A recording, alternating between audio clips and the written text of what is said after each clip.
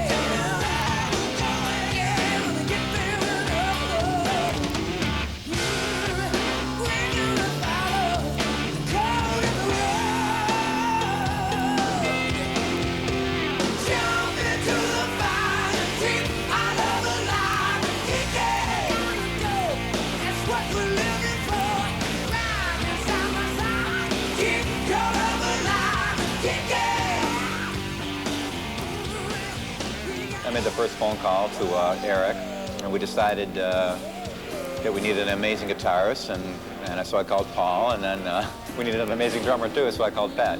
Geez, I can't believe Billy Sheehan's on the other end of my phone. This is unbelievable, you know, because the guy, you know, is a huge influence on me. My career wasn't going well, and I needed somebody to, like Billy, to, you know, lend me a hand. When Billy mentioned that Eric was interested, I just thought, this is great, because I had heard Eric before and thought he was amazing. And the second we all heard Pat, we knew he was the guy.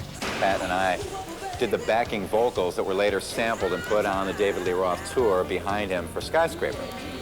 So I called Pat and said, you know, I got some pretty happening guys, and the future looks bright. Come on over, and we'll see what happens. As far as musicians, the guys at Mr. Big, I couldn't ask for better guys to play with. I mean, they're fantastic. I hooked up with the right people. It was kismet. Around each other, I know this is how it is for me. Around each other, I tend to have kind of a instinctive restraint at the right points and an instinctive overdrive at the other points because of the caliber of players I'm around.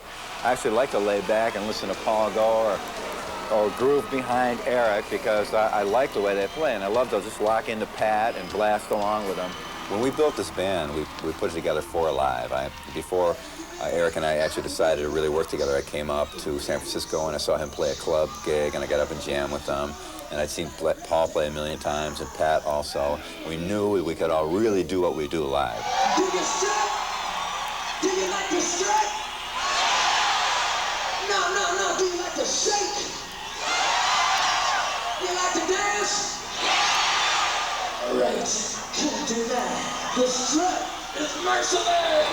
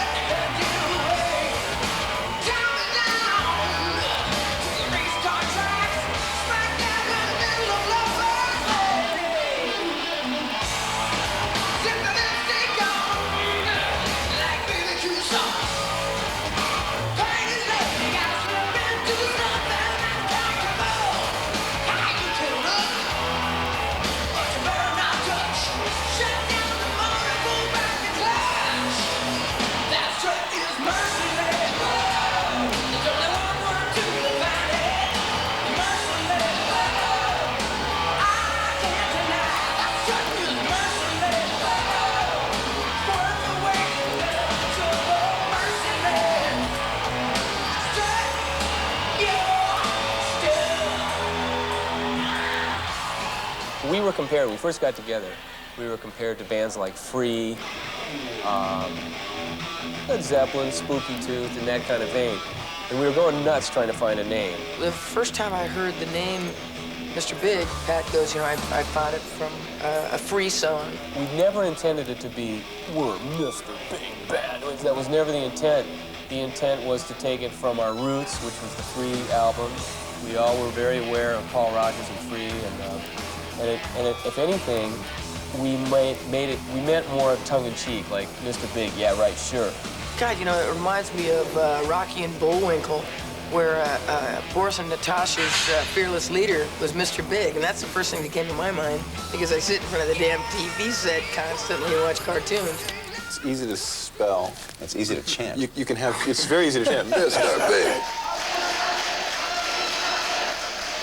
Also, you can have just about any accent and pronounce it. It also translates well. Signor Grande, Herr Yeah. Grossen. Mr. Large? Looks good on a T-shirt. It just makes me feel like Mr. Importante, you know? You know what I'm saying? And I dig it. I mean, it's a perfect name. It's a perfect name for Billy, you know? I don't know if it's, you know.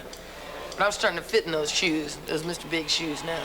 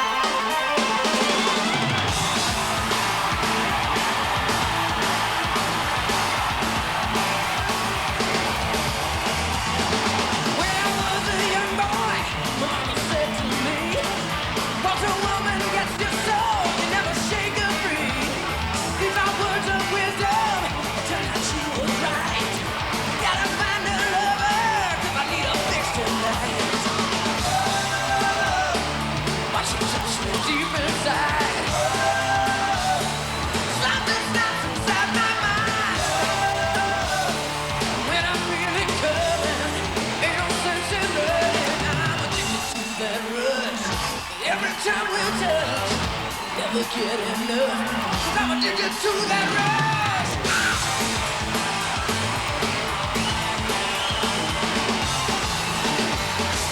Look around, I stop and stare, got to get a taste. Pretty women everywhere, we ain't got time to waste. Looking for a little find to fit into my plans. On the town, I'll hunt you down, I'm walking like a lamb. Deep inside, something stops inside my mind. When I feel it coming, ain't no sense in running. I'm addicted to that rush. Every time we touch, never get enough. Woman, I'm addicted to that rush. Every time we touch, never get enough. 'Cause I'm addicted to that rush.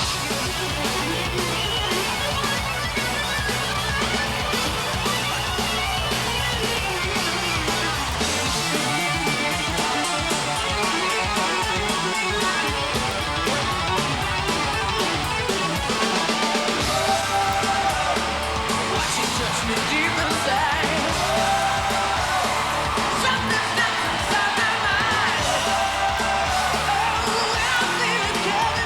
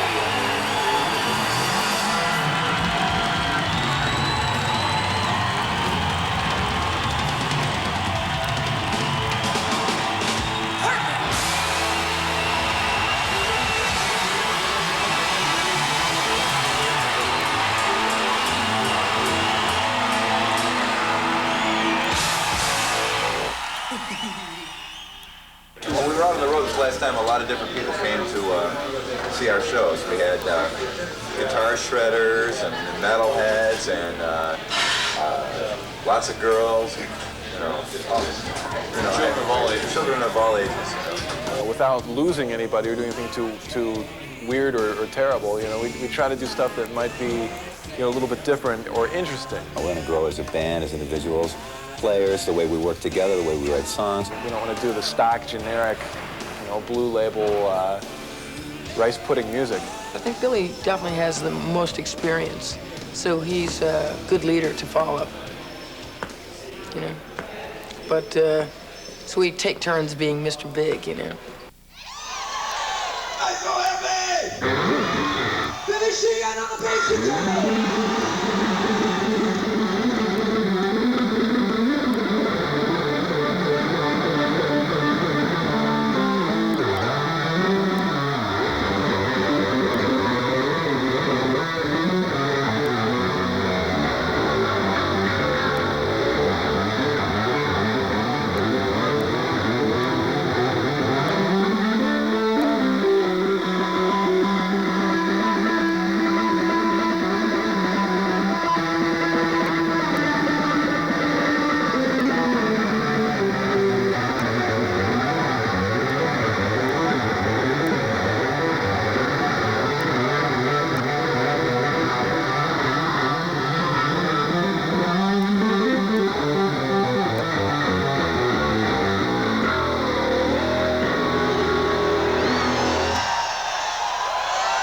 I came from Buffalo, New York, which is where I grew up and started my first bands and my first playing. I played there for many years. I played in a group called Talus, which was together for a long, long time. We did a lot of gigs on the East Coast where we were quite well known several years back. And we eventually did a tour with opening up for Van Halen in 1980.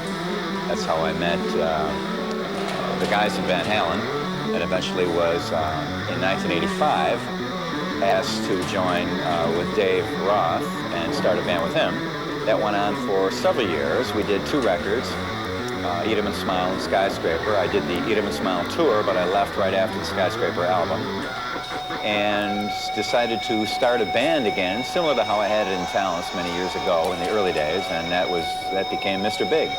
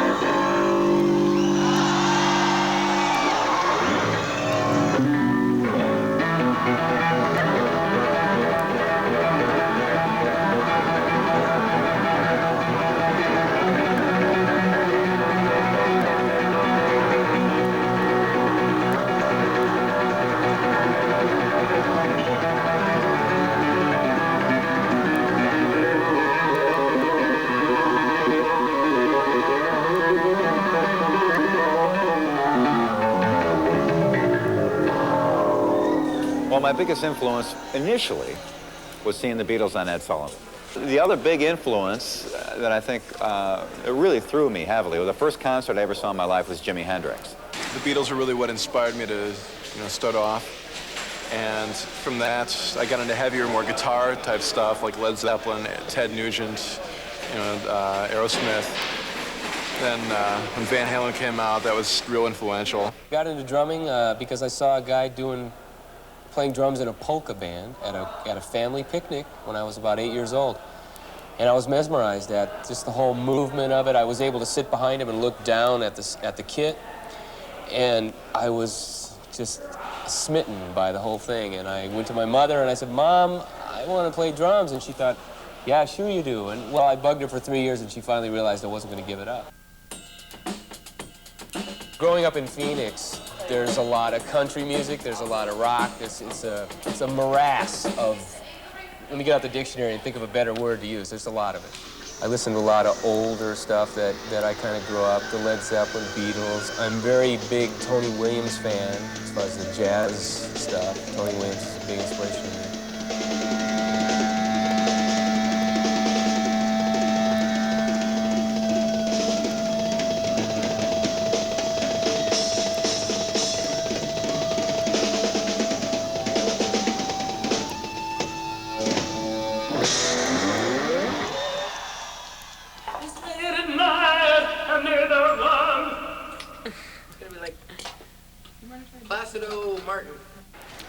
I grew up as an Army brat, so I traveled around quite a bit. And I think the majority of GIs on the post were black, and they listened to quite a lot of R&B. There is superstition. A lot of Temptations and Jackie Wilson and Marvin Gaye, and that's how I got kind of hooked on it. I got full moon fever. A black cat cut across my back. Put a spell on me, mademoiselle. I want somebody to love me bad. I want somebody to love me bad. Dig deep in mojo. Bad luck run through my veins. Cook up some autumn medicine. Drive this curse away. To drive this curse away. Yeah, yeah, yeah. A touch of sweet and nasty. A blind man couldn't miss.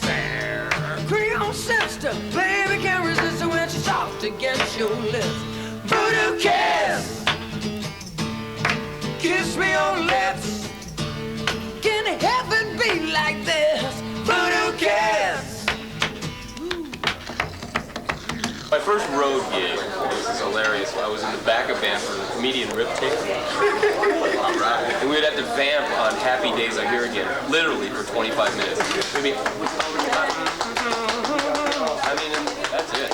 25 minutes, I'd be like, God. In 1983, I started out on Elektra Records, and it was with a band kind of around me, but it was with my name. It was called Eric Martin Band. And I toured with ZZ Top, and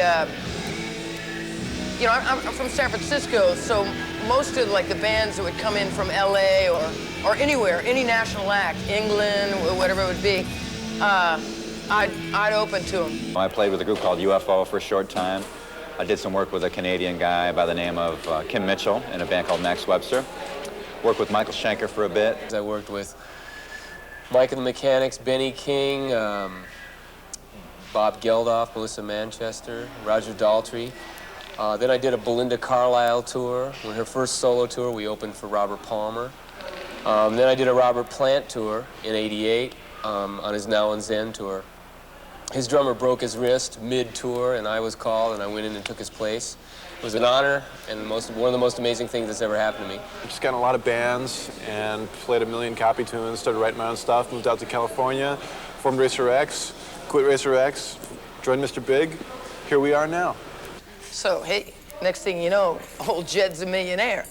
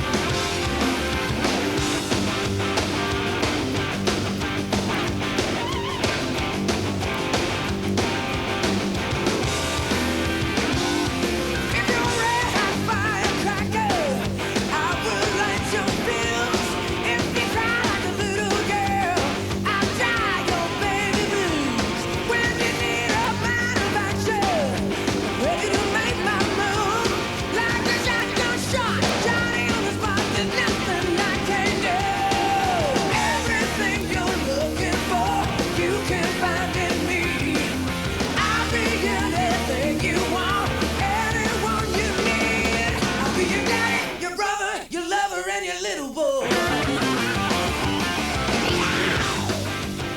I was at the Rainbow Bar and Grill on Sunset Boulevard, which is a very famous bar, and that much of the famous debauchery, which is now somewhat standard on the road, began its roots in the Rainbow Bar and Grill. I was there one night and I had cocktail napkins that the waitress was handing me, and I borrowed her pen, and I'd watch this circus, this parade of people go by and just like make my notes on life and the world. And one aspect of it I thought was interesting is that so the different relationships that I saw and the different relationships I've been in with women, and that sometimes you feel like you're their dad, and you say, don't hang out with musicians. Watch those guys, bass players, and look out for those guys.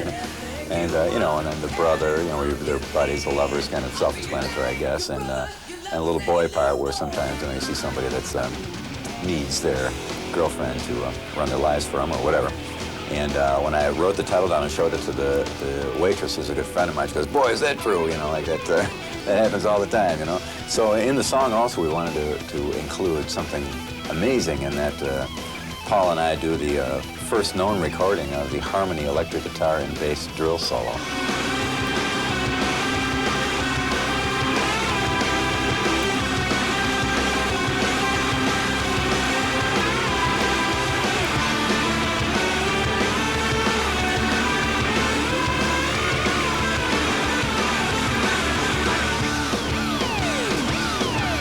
One night I got the drill a little too close to my hair. So we got two songs. We got A Little Too Close and The Drill's Too Close. I mean, A Little Too Little. You never go back to Atlanta, Georgia. Yeah, it was in Atlanta without cracking a smile. 10 roadies came out with flashlights and illuminated my head brighter than the stage lighting, and finally ended up getting it out while Billy's like doing an impromptu bass solo on stage.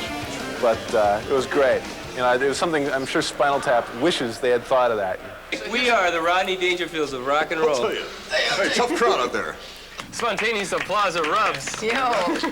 Eruption. Please, can we have a hot towel to clean up this eruption? Cut.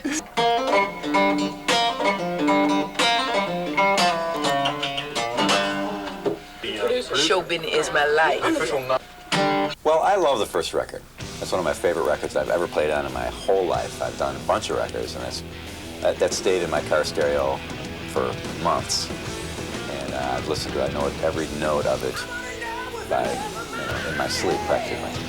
But I think this record is different, and I think it tops the first record. Hopefully it does. The new album is more diverse. It shows what we're about better, because we know better what we're about. We've been together longer. We've done tours now. We've done everything that bands do, so it is the glue that binds us together and makes us a band, as opposed to four individuals who got together and made some music. Now it's a band making music.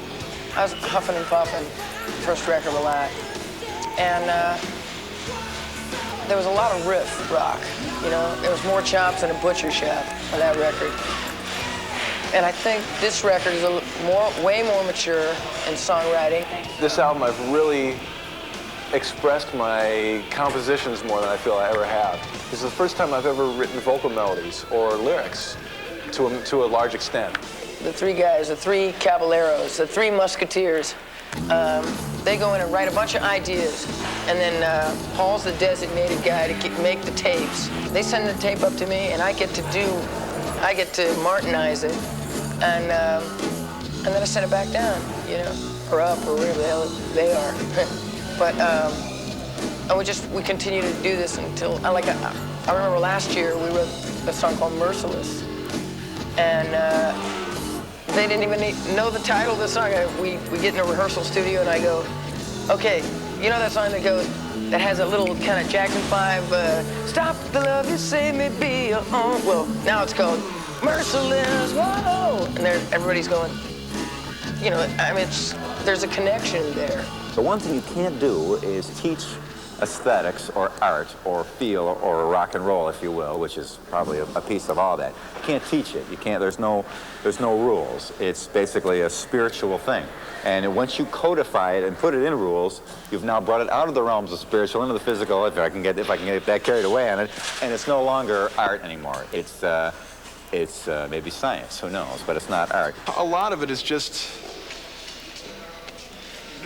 focusing on on melodies and rhythms as opposed to arrangements and glitz. When we're songwriting, we kind of let nature take its course and just let what happens, happens. And when we come up with something that appeals to us, we'll take that.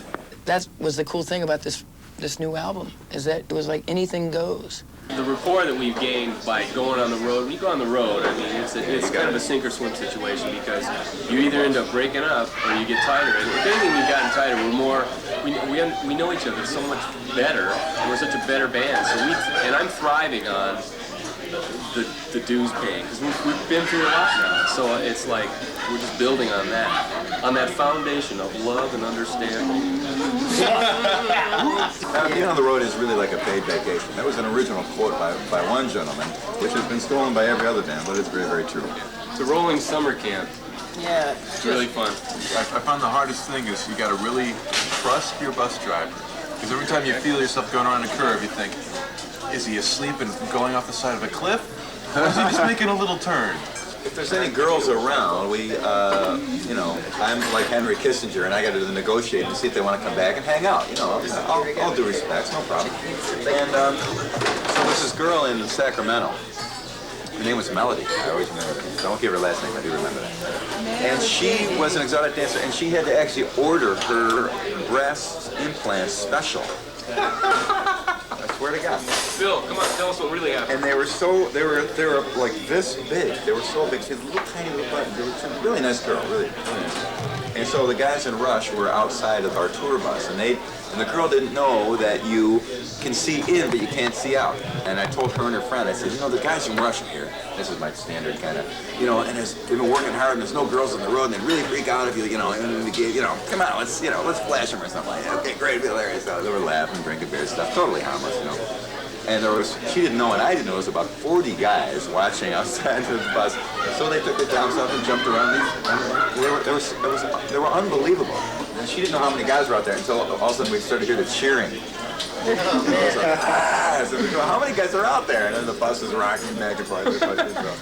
And then all the way to, then the bus was rocking back and forth again later, but that's another story. I played a lot of piano while we were doing stuff I wasn't needed for. So I think when I was able to play the first couple bars of Bach's Prelude in D minor, which he does, was a pretty rewarding experience, being that I couldn't do anything beyond chopsticks about 3 months ago. Which kind of blows me away because, you know, I've been playing piano for 5 years, and you know, and then we go out and watch Paul out there, you know, doing his going like this. I actually owe it all to Eric though, because from watching Eric, I found out that when playing piano, you use thumbs. And I never knew that, and I was watching Eric play, and he's like doing these cool things with his thumbs. Too, he uses. Yeah, no wonder I never got a ride.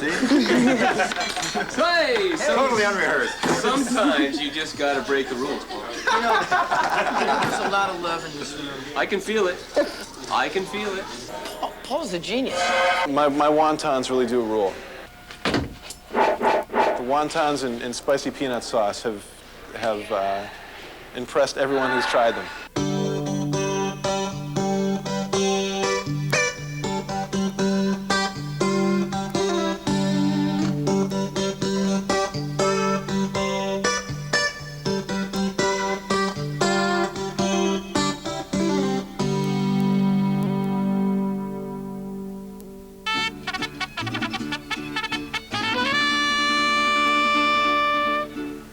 Pablo Gilberto! Yeah!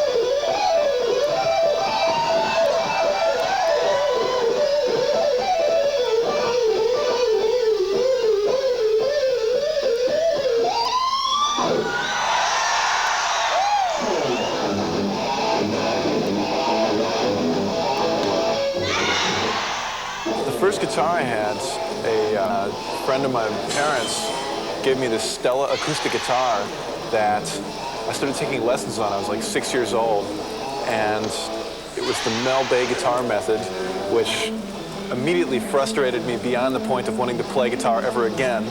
So I became a drummer, and it was the Haskell-Haar drum method, which was equally frustrating. So I just sort of took a break for a couple of years and then started playing by ear, and that worked real well for a while, although I had like the worst technique of all time, so I started taking lessons again, but by a guy who was a little bit hipper. Got a lot more guitarish, and so listening to like Gary Moore, Yngwie Malmsteen, Alan Holdsworth, people like that. Frank Marino is amazing. Played in a band called Mahogany Rush that I first saw on a telecast, a big concert called California Jam 2. It was great. All my favorite bands were on it. They had like Aerosmith, Heart, Ted Nugent, and a lot of other people. And Frank Marino did a couple songs. And I was recording it all and watching it on TV, and I thought, man, this guy is great. He was just unbelievable, did a really amazing version of Johnny B. Good. So I went out and bought his live record. I got that the same day as I got the first Van Halen record. So I should have marked it on my calendar and celebrated every year, because that was like a life-changing experience hearing those two records. Van Halen 1 and live Frank Marino and Mahogany Rush record are just amazing guitar records.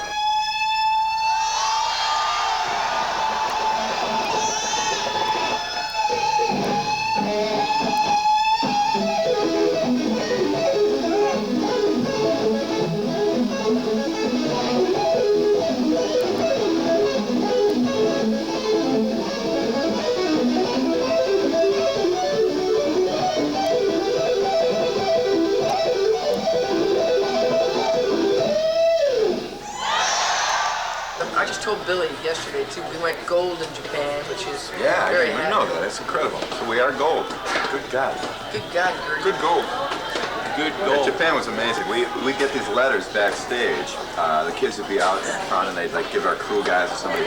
I mean, a stack of letters like this, and you'd open up these letters that are on the finest silk, embossed envelopes with all lined in gold and silver, and open up this incredible parchment paper. And they had drawn artistic renderings of the guys in the band that were flawless, perfect, like amazing photos of us, and that they would copy and draw on artwork and all calligraphy. Letters to us saying how much they loved it, and just the most endearing, touching. We couldn't leave the hotel. We'd try to go out and just walk around and look at stuff, and it was impossible to leave because it was like Beatlemania. These fans would be running after us. There's triple platinum acts that just can't sell out over there. English being a second language, when I hear your play, it make me cry, emotion from heart. I just like so amazing. They were really very sincere. It was just too cool. I can't wait to go back. And when we were mixing down this last record, I kept thinking, I can't wait to listen in Japan. They're gonna die when they hear this.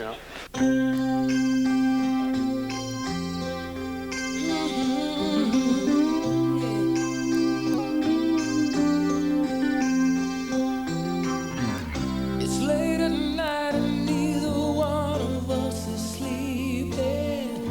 I can't imagine living my life after you're gone. Wondering why so many questions have no answers. I keep on searching for the reason why we went wrong. Where is our yesterday? You and I could use it right now. But if this is goodbye, just take my heart when you go. I don't have the need for it anymore. I always love you, but you're too hard to hold. Just take my heart when you go.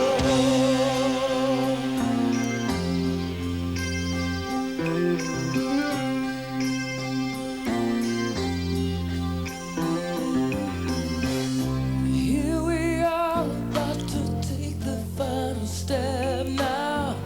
I just can't fool myself, I know face. It's been an endless conversation. But when the love is gone, you're left with nothing but talk. I'd give my everything if only I could turn you around.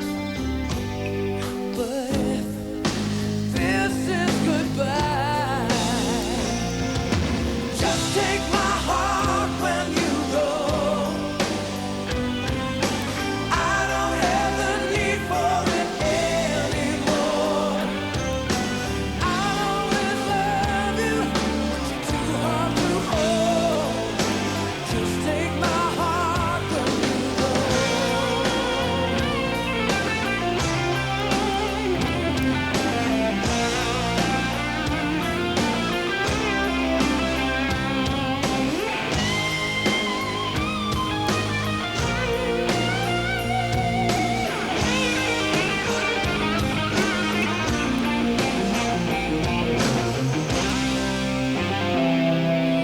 Just take my heart.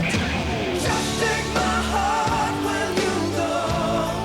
Baby, take my heart. I don't have the need for it anymore. I always love you. I always love you. But you're too hard to hold. Just take my heart. Baby, just take my heart when you go. Take my heart. Just take my heart.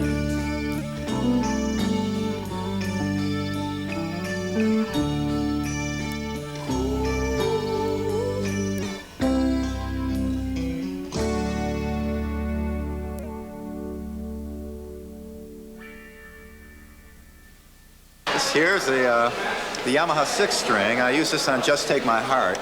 It sounds actually like a big, fat, huge grand piano. Very fine instrument, and it threw me off a little bit when I first got it because it's got all these extra notes on it. I mean, it's just got a million notes in there. I don't even know where to go sometimes, but after about a couple hours of warming up on it, I actually it started to make sense to me. So I really like playing it on the record. For me, practically, I don't know if this would, I'd have to adapt to this quite a bit to actually use it live. I mean, to actually get out there and use it as a workhorse. Plus, it's very big. A lot of people get afraid of that wide spacing, but it's more the position of your arm than how big your hand is. You see how my fingers can go all the way around if I just move my arm. I love guitars. I've got zillions of them because they're so cool. I did the record with this bass. Yeah, this and that 6-string. It's red. It definitely has attitude. But it just feels good. I played it a lot, and you kind of adapt to it, and it feels right, you know. Who knows? It's some abstract thing that really makes a bass feel one way or the other. I've tried like different necks and bodies and finishes, and you never know what it is. Some basses just work and some don't, you know. Yeah, I only go for the weird guitars. I mean, you know, most collectors have like the old late 50s Les Pauls and early 60s Strats. You know, they're worth a lot of money. I don't go for that. I like the ones like, I just bought this guitar that it's the same model and brand that Keith Partridge used to play in the Partridge Family. You know, so that's the one I got. You know, $185. You know, to other people it's not worth much. To me, it's priceless. Yeah, I take all the shine off it. I get like very fine sandpaper and I go over the whole thing to make sure it's not too slippery, which kind of mimics having worn it for 10 years. And I have to put all the wear spots in it that are on my normal bass. Like normally my finger wears a hole here. So if it's a new bass, I gotta wear a hole there or it'll cut a hole in my finger. So I gotta wear that down. Even if a drummer isn't, say, as good as you are, or someone who's even just a beginner, you can find out something from him. You can learn something from him. I've never seen a drummer that every drummer has something that they do that you think, wow, I never thought of that. I mean, it always happens. Happens to me a million times.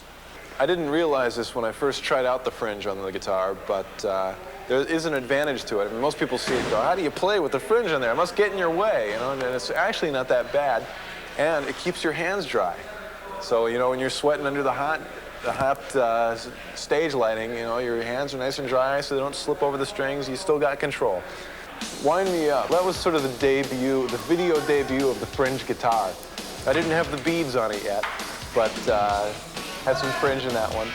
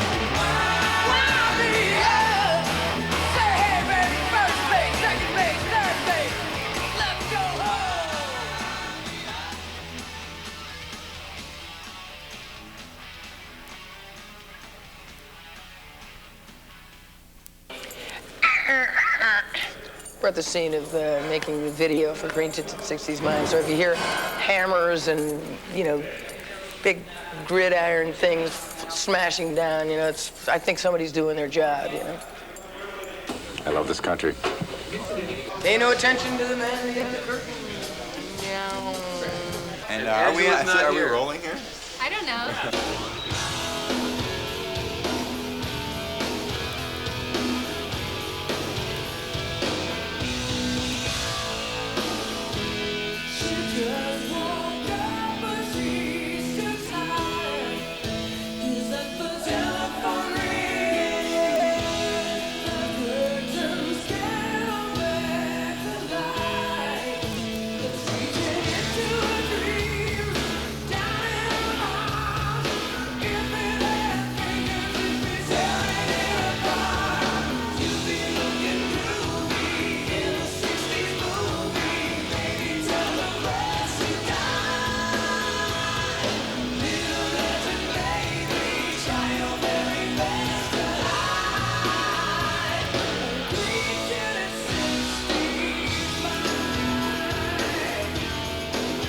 Paul wrote this song, lyrics and music all by himself, which I thought was pretty cool. He's an interesting writer in that he's pretty new at it, so he doesn't have these pre-formed, predetermined considerations about how things must be. It's just kind of like out of the mouths of babes.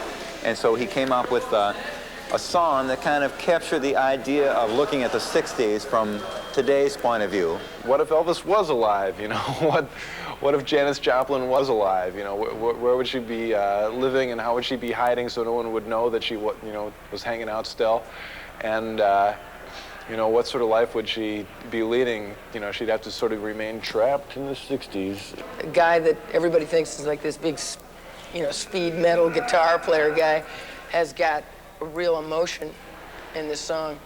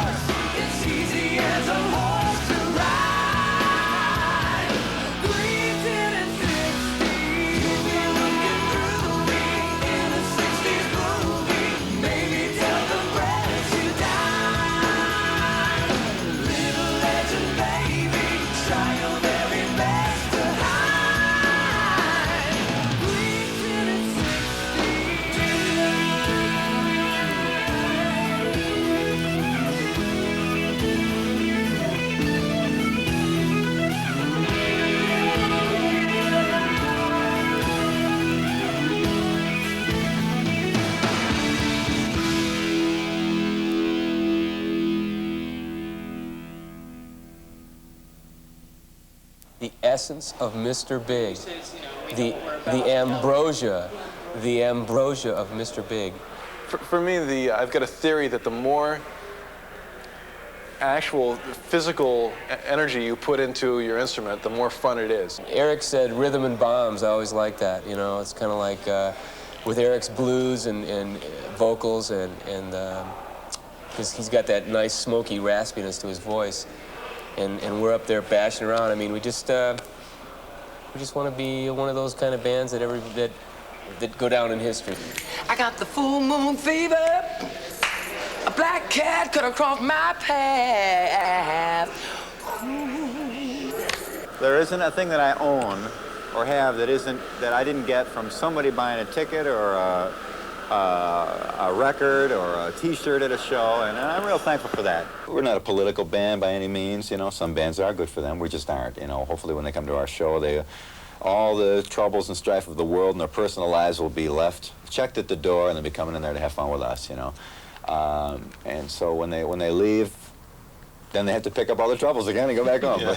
But just for while they're with us, to just kind of forget them and abandon them and join us and be with us on stage, you know, and be one with the band, you know. But that's really true, you know. Lean into it. And lean into it, yeah. When we play, our main purpose before we walk out on that stage, when you don't see us, when we're in the back, the thing that's going through our minds is to make sure you get what you came there for, you know, and that's very, very important to us, and we really want to slam that integrity home on ourselves, and hopefully a couple other bands that you know may be missing that will pick up on that, and you know our purpose is to try to, when we leave, things are better than what we got there, so that's kind of what we're here for. So hopefully we'll accomplish that. Well, the message I would like to give to Mr. Big Fans is when you're in the tub, do not use a hairdryer. Because, I mean, there's going to be some sparks flying. Hold on, little girl. Show me what he's done to you. Stand up, little girl.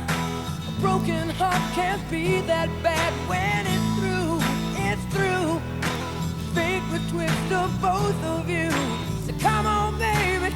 Come on over, let me be the one to show you. I'm the one who wants to be with you. Deep inside, I hope you'll feel it too. Feel it too. Waited on a line of waited on a line just to be the next to be with you. Build up your confidence. You can be on top for once. Wake up, who cares about little boys that talk too much? I've seen it all go down. The game of love was all rained down. So come on, baby, come on over. Let me be the one to hold. I'm the one who wants to be with you. Yeah. Deep inside, I hope you'll feel it.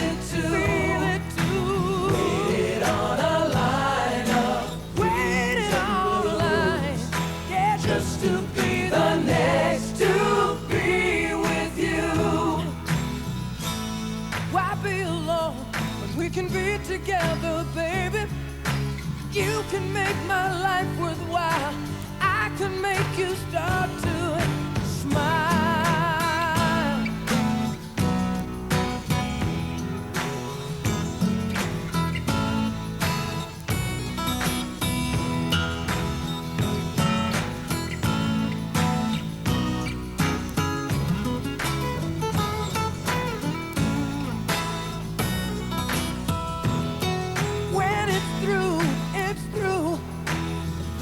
Twist of both of you.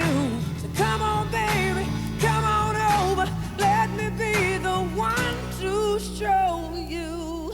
I'm the one who wants to be with you. I'm the one. Deep inside, I hope you'll feel it too. Feel it too. Waiting on a line of waiting on the line.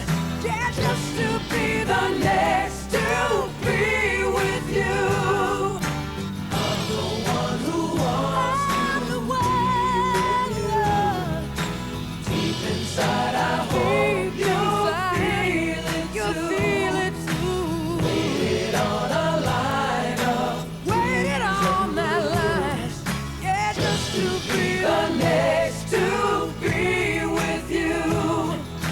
Just to be the next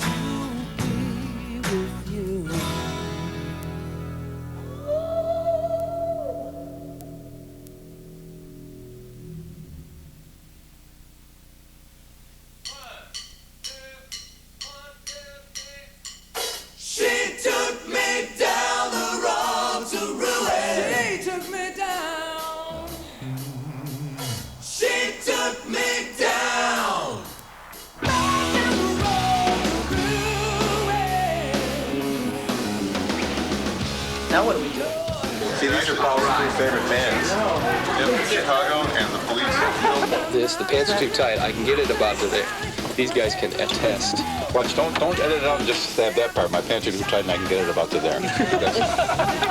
Give piece of cheese. I just walk like that. Hey, how you doing? Hey, ladies and gentlemen, please welcome Paul Gilbert. Yo, he's right there. I left the floss in my car. Some people, when they write letters, they're kind of consumed by the enthusiasm of the moment when they're writing, and they do quotes. And the guys make you smoke and you kick ass, but he couldn't figure out you guys smoke ass. You know? And we're the first to be. It's expensive. There's an air shortage. Roger Craig from the 49ers and saying, oh, man, I feel so bad for you, but why'd you drop that ball? Something I always do whenever I'm being filmed. It's kind of a little ritual we do. Woo! Help me. Help me, Lord. Get out of here. Get out. Sexy leg, ain't no surprise. I got on my knees and begging. Fall down and put it down. If we make it this time, it's a cold day in hell. Down that road to